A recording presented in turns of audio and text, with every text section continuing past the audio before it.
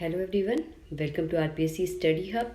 RS mains question answer की series चल रही है। सीरीज 22 तक हम डिस्कस कर चुके हैं। आज हम डिस्कस करेंगे सीरीज 23, जिसमें हम कुछ प्रश्नों को डिस्कस करेंगे।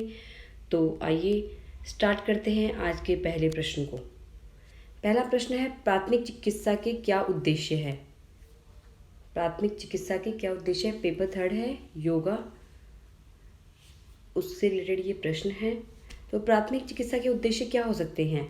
एक तो है स्वास्थ्य लाभ को बढ़ाना, दर्द और बेचैनी से राहत दिलाना, तत्काल देखभाल या सहायता करना, घायल को अधिक नुकसान से बचाना, आपात स्थिति को तत्काल नियंत्रण की स्थिति में लाना। तो आप इस तरह से आंसर को बनाकर भी लिख सकते हैं। इससे क्या होगा, जो 20 वर्ड्स का क्वेश्चन यानी 2 मार्क्स का क्वेश्चन होगा, उसमें अधिकतर नंबर मिलेंगे। मूल उद्देश्य को बीच में सेंटर में कर लिया, उसके बाद में एरो से स्वास्थ्य लाभ को बढ़ाना, तत्काल देखभाल सहायता करना, घायल को अधिक नुकसान से बचाना, आपात स्थिति को तत्काल नियंत्रण की स्थिति में लाना, दर्द और बेचैनी से राहत दिलाना। इससे क्या होगा, आपका टाइम भी बचेगा एक तो लिखने के लिए, साथ में प्रेजेंटेशन जो है अच्छी लगी है, एग्जामिनर तुरंत देखता है और तुरंत 2 में से 2 नंबर देकर चला जाता है।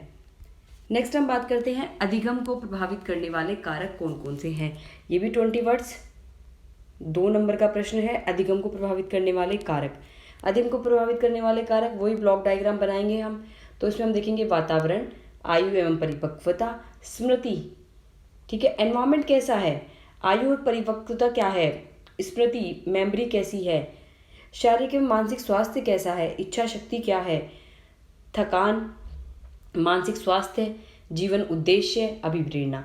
अब इनको हम देखें तो वातावरण यानी एटमॉस्फेयर, कि आप जहाँ पर अधिगम कर रहे हैं, आप लर्निंग कर रहे हैं, तो वातावरण कैसा है, शांत है, शोर वाला है। शांत माहौल होगा तो आप जल्दी सीख पाएंगे, अगर शोर वाला माहौल होगा तो आप जल्दी से नहीं सीख पाएंगे। आयु परिपक्वता, अगर आपकी एज एक 35 साल से लेकर 18 से 35 मान लीजिए आइडियल एज, अगर ये है और प्लस में परिपक्वता ज़्यादा है तो आप जल्दी सीख पाएंगे। ये जरूरी नहीं है, अगर हो सकता है कि आपकी एज ज़्यादा हो लेकिन आप परिपक्व मेच्योर ज़्यादा हो, तो आपकी समझ जो होगी, लर्निंग होगी, वो जल्दी होगी। स्मृति, आपको कितना याद रहता है, मेमोरी कितनी है, शारीरिक और मानसिक स्वास्थ्य क्या है, आपको कोई मानसिक बीमारी तो नहीं है, कोई भी मेंटल प्रॉब्लम तो नहीं है, कोई भी फिजिकल प्रॉब्लम तो नहीं है, क्योंकि ये दोनों प्रॉब्लम्स भी लर्निंग को प्रभावित करती है। इच्छा शक्ति, आपको कुछ लर्निंग करवाया जा रहा है और आपकी इच्छा शक्ति नहीं है, आपको बिल्कुल मन ही नहीं है करने का, तो आपको बिल्कुल भी लर्निंग नहीं होगी। तो लर्निंग जब भी करें तो इच्छा शक्ति जरूर होना चाहिए। थकाने का, बिल्कुल थके हुए हैं, थके होने के बाद आप लर्निंग कर नहीं हो पाती है। जब भी कहता जाता है कि जब कोई हार्ड टॉपिक पढ़ रहे हो तो आप क्या करना चाहिए, बिल्कुल फ्रेश माइंड से, बिल्कुल थके हुए नहीं होना चाहिए, एकदम फ्रेश माइंड से आपको पढ़ना चाहिए। मानसिक स्वास्थ्य, आपका मानसिक स्वास्थ्य कैसा है, वैसे शारीरिक मानसिक स्वास्थ्य इसी में आ गया, अलग से जरूरत नहीं थी। जीवन उद्देश्य, किस उद्देश्य के लिए, जीवन के उद्देश्य के लिए आप लर्निंग कर रहे हैं, तो ये भी अभिप्रेरणा, मोटिवेशन को काम में लेते हुए भी आप अधिक से ज़्यादा लर्निंग सीख पाते हैं। तो इस तरह से आप आंसर को फ्रेम कर सकते हैं। तीसरा प्रश्न है, सूचना का अधिकार अधिनियम 2005 के अंतर्गत सूचना के अधिकार का क्षेत्र क्या है? अब ये 5 नंबर में प्रश्न बन सकता है। सूचना का अधिकार अधिनियम 2005 के अंतर्गत सूचना के अधिकार से क्या आशय है, ऐसे भी बन सकता है। आरएएस 2018 में ये प्रश्न आया था, तो अभी वापस भी चांसेस बन जाते हैं कि हो सकता है क्वेश्चन को घुमा फिरा के पूछे, लेकिन वापस प्रश्न बन सकता है ये। सूचना का अधिकार अधिनियम 2005 की धारा 2 के तहत निम्नलिखित क्षेत्र आते हैं। तो धारा जरूर ध्यान रखिएगा कि 2005 की धारा कौन सी है, 2। उसमें ही आती है केंद्र, राज्य और पंचायत सरकारें, केंद्र की सरकारें, राज्य की सरकारें और पंचायती राज सरकारें, तीनों ही मॉडल जो है वो आते हैं। वे निकाय जिन पर सरकारी स्वामित्व एवं नियंत्रण है तथा सरकार द्वारा वित्त पोषित है। वे निकाय कौन कौन से निकाय, जो सरकार के स्वामित्व में है, सरकार के नियंत्रण में या सरकार के द्वारा वित्त पोषित है, तीनों तरीके के जो है वो इसमें सूचना के अधिकार क्षेत्र में आएंगे।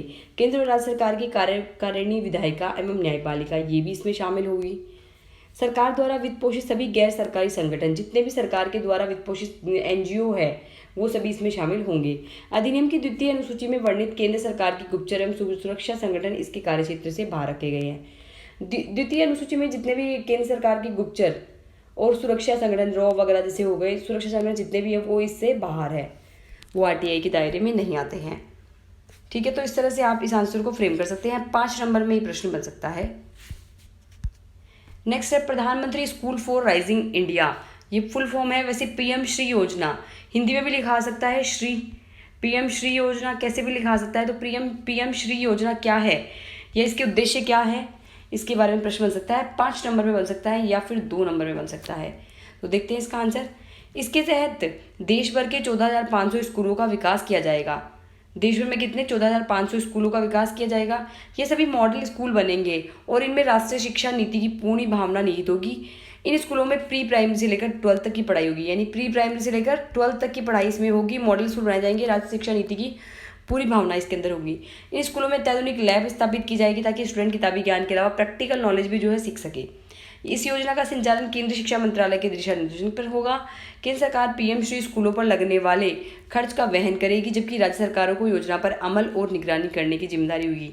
पीएम श्री योजना में क्या बोले हम कि खर्च का सारा वहन जो है केंद्र सरकार कर रही है, लेकिन राज्य सरकारों का क्या काम होगा, वो अमल करेगी कि योजना अमल हो रही नहीं हो रही। प्लस में उसकी मॉनिटरिंग समय समय पर उसकी टेस्टिंग निगरानी वगैरह इसमें जो है वो शामिल होगी राज्य सरकारों की। तो इस तरह से आज हमने एक प्रश्न डिस्कस करे। आई होप आज के प्रश्न आपको अच्छे लगे होंगे। अच्छे लगे हैं तो like button, share button, subscribe button जरूर दबाइएगा। Thank you for watching this video. Bye.